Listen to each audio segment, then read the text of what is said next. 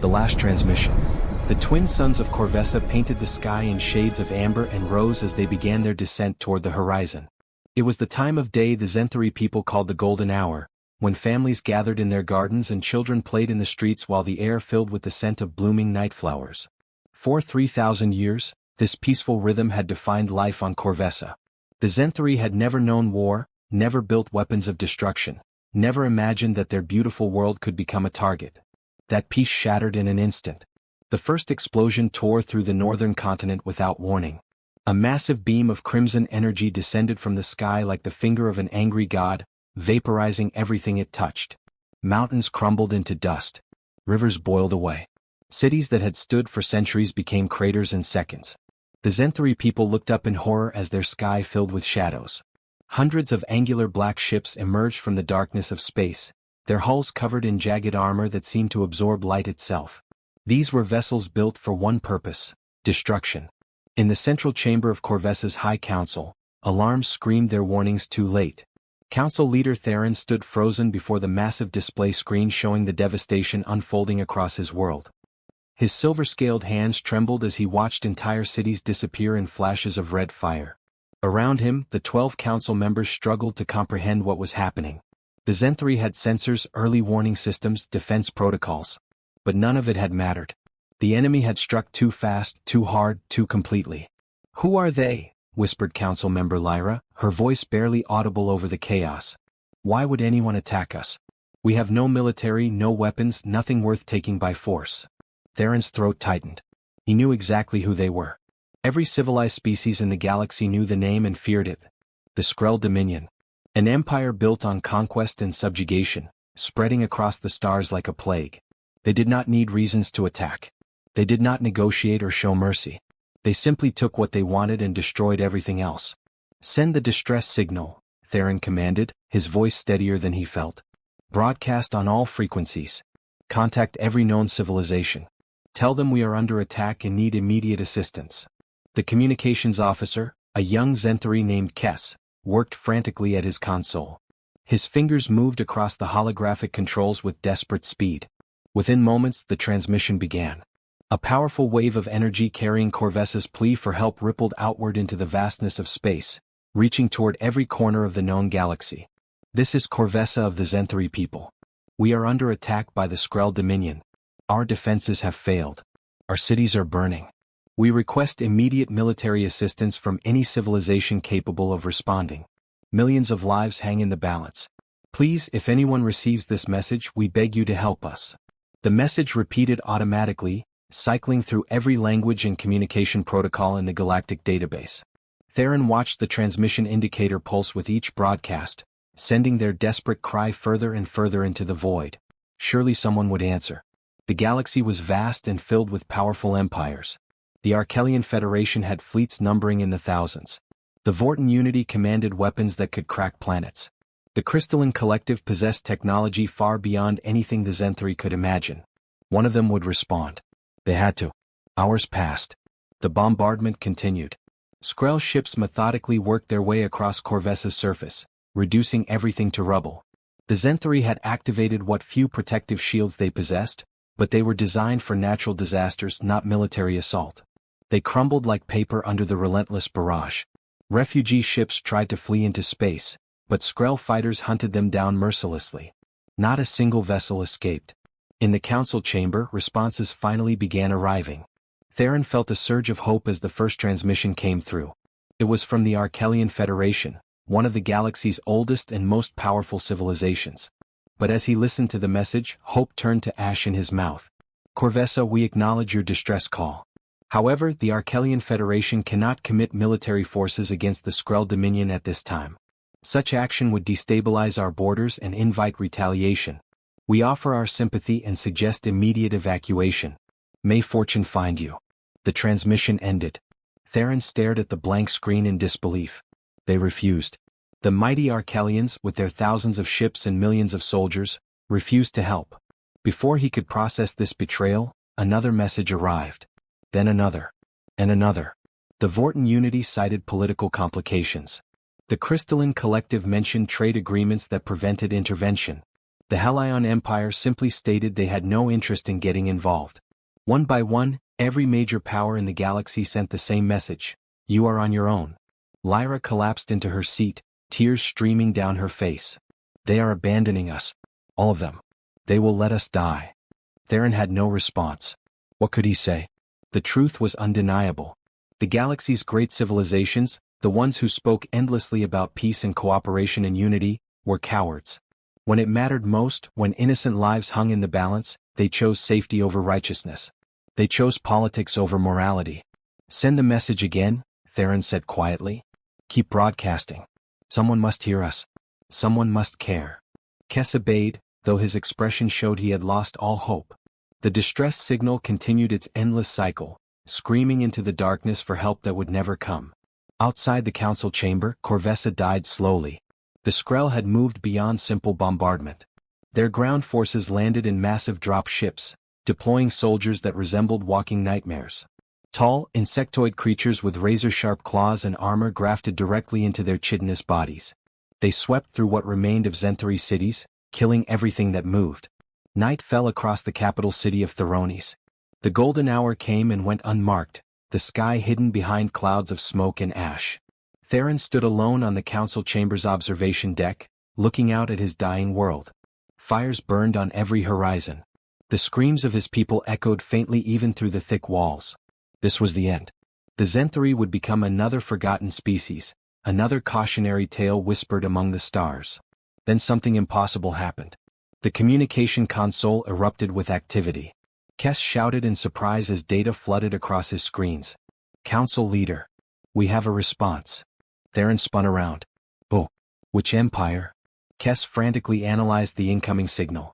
His expression shifted from confusion to complete bewilderment. I do not recognize the signature. The language is in the database but marked as inactive. The origin point is from Sector 447, the region designated as restricted space. What civilization? Theron demanded. It says they are human. A cold silence filled the chamber. Human. The word carried weight, though Theron struggled to remember why. Humans had been part of the Galactic Council once, decades ago. A small species from an unremarkable planet. They had attended a few sessions, traded peacefully, then simply vanished. No explanation, no warning.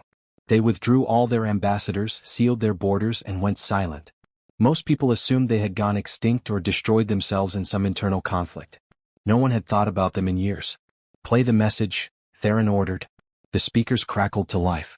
A voice emerged, speaking in clear Galactic standard with an accent Theron had never heard before. It was deep, calm, and carried an edge of barely controlled fury. Corvessa, this is Fleet Commander Sarah Chin of the United Human Defense Force. We received your distress call. We are en route to your location at maximum velocity. Estimated arrival in 42 minutes. Hold on. We are coming. The transmission ended as abruptly as it began. Theron stared at the speaker in stunned silence. Humans? Coming to help? It made no sense. They had nothing to gain, no strategic interest in Corvessa, no reason to risk conflict with the Skrell. Yet they were coming anyway. How many ships? Lyra asked, her voice fragile with desperate hope. Kes worked his console, trying to detect the approaching fleet. His eyes widened. I am reading multiple FTL signatures. The energy output is massive. They are not masking their approach at all. It is as if they want the Skrell to know they are coming. How many? Theron repeated. At least 200 vessels, Council Leader. Possibly more. They are moving in tight formation at speeds I have never seen before. 200 ships. It was not a rescue fleet. It was an invasion force. The Zenthari Council members looked at each other in shock and confusion. Who were these humans? What had they become during their years of silence? The Skrell noticed the approaching fleet as well. Their bombardment paused. The massive warships in orbit began repositioning, turning their weapons toward the edge of the system where the human fleet would emerge. The enemy clearly did not take the threat seriously. Why would they? Humans were nobodies, a forgotten species with no reputation, no feared weapons, no legendary warriors. The Skrell outnumbered them and had been conquering worlds for centuries. 42 minutes felt like an eternity. Theron watched the timer count down while explosions continued to light up the night. Every second more of his people died. Every moment, Corvessa slipped closer to complete annihilation. But now, impossibly, they had a chance. Someone had answered. Someone cared enough to fight. The timer reached 0. Space at the edge of the Corvessa system suddenly tore open. Brilliant blue rifts appeared in the darkness, like wounds in reality itself. The human fleet emerged from faster-than-light travel in perfect synchronization, their ships blazing with power. They were not like anything in the Galactic database. Sleek, angular vessels covered in dark gray armor that seemed to drink in the starlight. Their engines burned with intense white fire. Every ship bristled with weapon emplacements that glowed with barely contained energy. At the center of the formation flew the largest vessel Theron had ever seen. It dwarfed even Skrull battleships, a massive carrier that looked like it could hold 1,000 fighters in its belly. Across its hull, painted in white letters that reflected the light of Corvessa's suns, was a single word: retribution. Fleet Commander Sarah Chen's voice came through every speaker in the council chamber, broadcast on all frequencies so the entire planet could hear. Skrull Dominion forces, this is the United Human Defense Force. You are hereby ordered to cease all hostile actions against Corvessa immediately and withdraw from this system. Failure to comply will result in your complete destruction. You have 30 seconds to respond. The Skrull response came in the form of weapons fire. Hundreds of red energy beams lanced across space toward the human fleet. The Zenthari watching from below gasped, certain they were about to witness humanity's annihilation. But the humans did not even try to dodge. They simply raised their shields. The Skrull weapons struck an invisible barrier and dissipated harmlessly, like raindrops against stone. Sarah Chen's voice returned, colder now. Harder. Time's up. The human fleet opened fire, and Corvessa's sky turned white with fury. The price of silence. The space above Corvessa transformed into a storm of light and fire. Human warships unleashed weapons that defied everything the Zenthari thought they knew about warfare. Brilliant blue beams cut through the darkness with surgical precision, each shot finding its target with impossible accuracy. The Skrull ships, so terrifying just moments before, began exploding one after another in cascading bursts of orange flame. Their thick armor, designed to withstand conventional weapons, melted like wax under the intensity of human firepower. Council leader Theron watched in stunned silence as the battle unfolded on the massive display screen. The Skrull had dozens of battleships in orbit, each one capable of destroying a city with a single volley. Yet the humans tore through them as if they were made of paper. A Skrull dreadnought, 3 kilometers long and bristling with cannons, turned its full arsenal toward the human carrier Retribution. The bombardment should have overwhelmed any shield, cracked any hull. Instead, the human ship absorbed every hit without even slowing down. Then it returned fire with a single weapon mounted beneath its bow. The weapon charged with a deep hum that Theron could somehow feel even through the transmission. A sphere of condensed energy formed, growing brighter and brighter until it burned like a newborn star. When it released, the beam was so powerful it distorted space itself. The Skrull dreadnought simply ceased to exist. One moment it filled the screen, massive and terrifying. The next moment, there was nothing but expanding debris and fading energy signatures. By the ancestors, whispered Lyra, her voice shaking. What kind of weapons are those? Kess frantically analyzed the data his sensors collected. The energy output is beyond our measurement capabilities. These are not standard plasma cannons or kinetic weapons. This is something else entirely. Something new. But it was not just the weapons that shocked the Zenthari. It was how the humans fought. Their ships moved with a coordination that seemed almost impossible, as if controlled by a single mind. When Skrull fighters swarmed toward them in clouds of hundreds, human point defense systems activated simultaneously across the entire fleet. Thousands of small turrets tracked and eliminated targets within human speed and accuracy. Not a single enemy fighter reached its target. The Skrull tried ramming attacks, desperation moves by pilots who knew they were already dead. Human ships dodged with fluid grace, spinning and weaving through space like dancers rather than warships. The battle lasted 17 minutes. When it ended, the entire Skrull orbital fleet was destroyed. Not damaged. Not routed. Completely annihilated. Burning debris rained down through Corvessa's atmosphere, streaking across the sky like falling stars.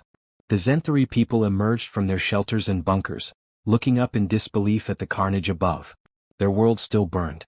Their city still lay in ruins. But the bombardment had stopped. The enemy was broken. Fleet Commander Sarah Chen's face appeared on every screen across Corvessa. She was younger than Theron expected, perhaps 40 standard years, with dark hair pulled back tightly and eyes that carried the weight of old pain. Her uniform was crisp and military, dark blue with silver insignia. But what struck Theron most was her expression. No triumph. No satisfaction. Just grim determination and something that looked like sorrow. "People of Corvessa," she began, her voice steady and clear. "The immediate orbital threat has been neutralized. However, Skrell ground forces remain on your planet. We are deploying landing teams to eliminate them. Please remain in sheltered locations until we signal all clear. We will not let any more of you die." The transmission switched to show the human carrier's launch bays opening. Hundreds of smaller craft poured out like a metal river, dropships painted the same dark gray as the warships. They descended through the atmosphere in precise formation, heading toward every location where Skrell forces had landed. Theron watched as the first wave reached the capital city of Theronis. The Skrell ground troops, those nightmarish insectoid soldiers who had slaughtered Zenthari civilians by the thousands, turned their weapons skyward. The human dropships did not slow down. They crashed through Skrell defensive fire as if it did not exist, their shields absorbing punishment that should have torn them apart. When they landed, the rear doors exploded open and human soldiers emerged. They wore powered armor that made them look twice their natural size, bulky suits of gray and black metal that moved with mechanical precision. Each soldier carried weapons that hummed with barely restrained power. The Skrell charged forward with their characteristic fury, those razor-sharp claws extended, their chittering war cries echoing through the ruins. The humans did not retreat. They did not hesitate. They simply raised their weapons and fired. The Skrell soldiers, who had seemed invincible just hours before, fell in waves. Human weapons did not just kill them. They obliterated them. Energy bolts that could punch through Skrell armor like it was air. Explosive rounds that detonated with enough force to shatter chitin and bone. Plasma streams that burned at temperatures hot enough to vaporize flesh instantly. But what truly amazed Theron was the discipline. Human soldiers moved like a single organism, covering each other's positions, advancing in coordinated waves, eliminating threats with cold efficiency. They fought without anger, without mercy, without hesitation. This was not revenge or bloodlust. This was professional warfare executed at the highest possible level. Within 2 hours, every Skrell soldier on Corvessa was dead. The human forces secured the major population centers, established medical stations, and began evacuating wounded Zenthari to their ships. They brought supplies, medical equipment, food, and water. They worked tirelessly, asking for nothing in return. Theron stood in the ruins of the council chamber, its beautiful dome cracked and one wall collapsed, and watched human soldiers carry injured Zenthari children to safety. One soldier, a woman whose armor bore scorch marks from recent combat, stopped to comfort a crying child who had lost her family. The soldier removed her helmet, revealing a scarred face and gentle eyes, and spoke softly until the child's sobs quieted. A presence appeared beside Theron.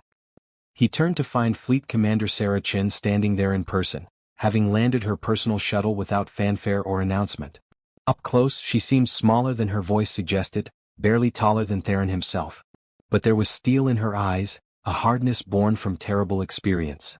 "Council Leader Theron," she said, offering a formal salute. "I am sorry we could not arrive sooner. I am sorry for your losses." Theron felt emotions he could not name churning in his chest. Relief, gratitude, confusion, and beneath it all, a burning question. "Why?" he asked simply. "Why did you come?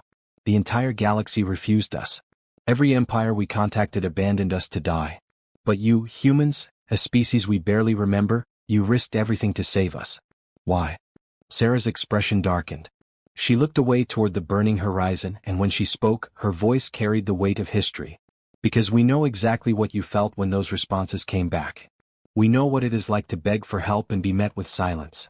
She gestured toward a partially intact building, and they walked together through the rubble. Zenthari survivors watched them pass, some reaching out to touch Sarah's uniform as if she were a spirit made flesh. She acknowledged each one with a nod but kept moving until they reached a relatively quiet corner. 23 years ago, Sarah began, the Skrell Dominion attacked human space. We had 6 colony worlds beyond our home system. Beautiful places where families were building new lives. The Skrell came without warning, without provocation. They did exactly what they did here. Bombardment from orbit. Ground forces slaughtering civilians. Complete annihilation. Theron felt ice form in his stomach. The galaxy did nothing? Sarah's laugh was bitter and sharp. "Oh, we sent distress calls just like you did. We begged every empire, every federation, every collective. We explained that we were peaceful, that we had no military to speak of, that millions were dying. Do you know what they said? She pulled out a small data device and activated it. Holographic messages appeared in the air, dozens of them each from a different civilization. Theron recognized the emblems. The Archelian Federation. The Vorten Unity. The Crystalline Collective. The Helion Empire. All the same powers who had refused Corvessa. The Archelians said it would destabilize their borders, Sarah recited, her voice flat. The Vortens cited political complications. The Crystallines mentioned trade agreements. The Helions said they had no interest. Word for word, they sent you the same messages they sent us. 6 colonies, she continued, her hands clenching into fists. 6 worlds. 4 billion people. Gone. We evacuated who we could, but most died in the bombardment or were hunted down by Skrell ground forces. My daughter was on one of those worlds. She was 8 years old. Theron closed his eyes, unable to bear the pain in Sarah's voice. When it was over, when the Skrell finally left to conquer something else, humanity made a decision. We withdrew from the Galactic Council. We sealed our borders. And we spent the next 2 decades building something new. Not a peaceful trading federation. Not a diplomatic corps. A military force capable of standing against anyone who would prey on the helpless. She gestured toward the sky where human warships maintained their orbital positions. Every ship you see was designed specifically to fight the Skrell. Every weapon was tested against simulations of their tactics. Every soldier trained for years to face them. We studied their movements, their strategies, their weaknesses. We prepared for the day when we would meet them again. But why save us? Theron asked. You could have used this power for revenge, for conquest, for anything. Why risk your lives for strangers? Sarah met his eyes, and for the first time, Theron saw something other than pain in her expression. He saw purpose. Because when we were dying, no one came. We learned what it means to be abandoned by the galaxy. We learned that the great civilizations with their grand speeches about peace and unity are cowards who hide behind politics while innocents burn. She stepped closer, her voice dropping to a fierce whisper. We made an oath, Council Leader. Every human who wears this uniform swears it. We will never let another species suffer what we suffered. When someone sends a distress call, when someone begs for help against those who would destroy them, humanity will answer. Always. Not because we expect reward or gratitude, but because it is right. Because someone has to stand against the darkness. Theron felt tears streaming down his face. All his life, he had believed in the goodness of the galaxy, in the noble ideals of cooperation and mutual aid. The Skrell attack had shattered that belief. But now, standing before this scarred human commander who had lost everything and chose to become a shield for others, he found something new. Not naive faith, but genuine hope. What happens now? He asked. Sarah pulled up a tactical display. The Skrell will send reinforcements. They always do. But we will be ready. The human fleet will remain in this system until you are safe. We will help rebuild your defenses, train your people in proper security protocols, and establish a communication relay so you can reach us instantly if threatened again. We have nothing to offer in return, Theron said quietly. Our world is destroyed. Our resources depleted. We cannot repay this debt. We do not want payment, Sarah replied firmly. We want the galaxy to change. For too long, the strong have ignored the weak. The powerful have hidden behind excuses while the vulnerable suffered. That ends now. Humanity will not let it continue. She turned to leave, then paused. One more thing, Council Leader. We are monitoring distress calls across the entire galaxy. When we detect them, we investigate. If they are legitimate, we respond. In the past 5 years, we have saved 14 species from extinction. 14 worlds that would have fallen if they depended on the major empires. Theron's eyes widened. 14? But how? Your fleet cannot be everywhere at once. Sarah smiled, and it was not a kind smile. It was the smile of a predator who had been underestimated for far too long. We have more than one fleet, Council Leader. Much more. While the galaxy forgot about humanity, we built an armada. We have shipyards and hidden systems producing vessels around the clock. We have soldiers training in facilities that rival anything the major powers possess. We prepared for war while they grew comfortable in peace. She activated her comm unit. All human forces begin Phase 2 operations. Secure all population centers, establish supply lines, and prepare defensive positions. We are staying until this world is safe. As Sarah walked away to coordinate her forces, Theron stood alone in the ruins and thought about the strange turn fate had taken. The galaxy's great civilizations, so proud of their power and wisdom, had revealed themselves as hollow. They spoke beautiful words but lacked the courage to back them with action. Meanwhile, humanity, small and forgotten, had transformed themselves into something the galaxy desperately needed but did not deserve. Guardians. Protectors. Warriors who fought not for glory or conquest, but because they remembered what it felt like to scream into the void and hear nothing but silence in return. Theron looked up at the stars beginning to appear in Corvessa's darkening sky. Somewhere out there, other species were suffering. Other worlds were sending desperate calls for help that would be ignored by cowardly empires. But now, finally, someone was listening. Someone would come. The price of the galaxy's silence had been paid in human blood and suffering. Now humanity was collecting that debt, one rescue at a time, one saved world at a time. They did not ask for gratitude. They did not demand submission. They simply did what the great powers refused to do. They answered the call. And the galaxy would never be the same.